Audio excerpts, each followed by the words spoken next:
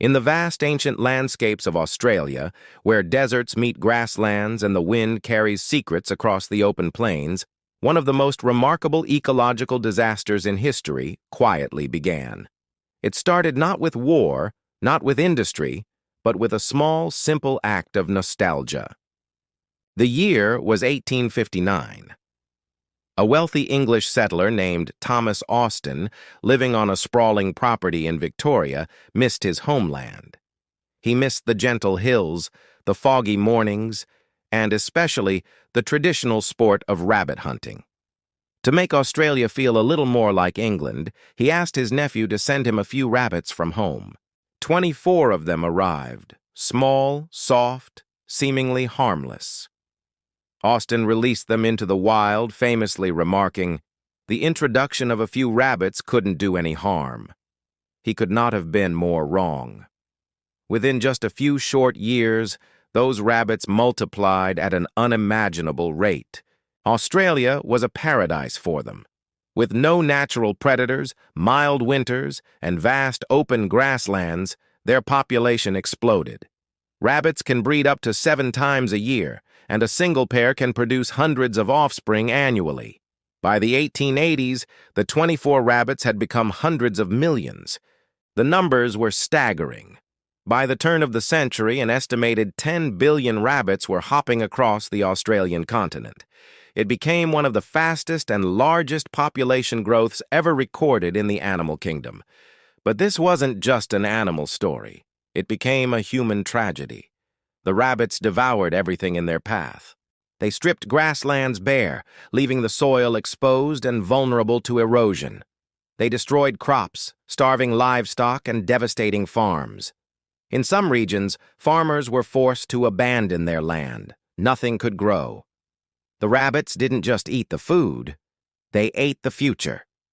Australia's delicate ecosystem began to collapse under the pressure. Native animals, like the gentle bilby and the bandicoot, lost their habitats and food sources, pushed to the brink of extinction. Entire plant species vanished from the landscape, grazed into oblivion. By the early 1900s, it was terrifyingly clear the rabbits were unstoppable.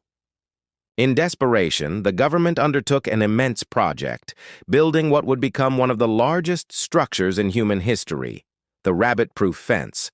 Stretching over 3,200 kilometers, or 2,000 miles, the fence cut across the heart of Western Australia. It was a massive wall of wire and wood, designed to halt the invasion and divide the infested areas from the safe ones. But the rabbits were relentless. They dug under it. They found ways to climb over it. They simply went around it. The fence had failed. Australia declared war on its own creation. Farmers shot millions of rabbits each year. They poisoned them, trapped them, and burned them out of their warrens. At one point, the government even offered cash bounties for rabbit skins, hoping to incentivize their destruction. But for every rabbit killed, 100 more seemed to take its place. Every year they came back, hungrier, stronger, and more numerous than before. By the 1940s, parts of the country looked like a battlefield, scarred and barren. Then, in 1950, science stepped in. Researchers introduced a virus known as myxomatosis, a deadly disease spread by mosquitoes and fleas, specifically engineered to kill European rabbits. It worked with terrifying success. Within a single year, over 90% of Australia's rabbit population was wiped out. For the first time in nearly a century, the land began to breathe again. Grass grew. Farmers saw green fields for the first time in generations. Native wildlife began its slow recovery. But nature, as it always does, adapted. A small fraction of the rabbits survived, the ones with a natural immunity to the virus. They bred, passing on their genetic resistance to their offspring, and slowly, but surely, the population began to rise again. Australia fought back again in the 1990s with another biological weapon, the calicivirus, also known as rabbit hemorrhagic disease virus. It spread quickly, killing millions more. But again, the survivors adapted. Even today, the battle continues. Scientists are constantly developing new biological controls, trying to stay one step ahead. Yet despite everything, despite over a century of fences, poisons, and viruses, the rabbits remain. Tens of millions still roam across the continent, eating crops, burrowing into the soil, and testing the limits of human control. They are both a pest and a living monument to human mistakes. The rabbit invasion of Australia is more than just a story of biology. It is a profound story of unintended consequences, a powerful reminder that even the smallest action, releasing 24 animals into a new world, can change that world forever.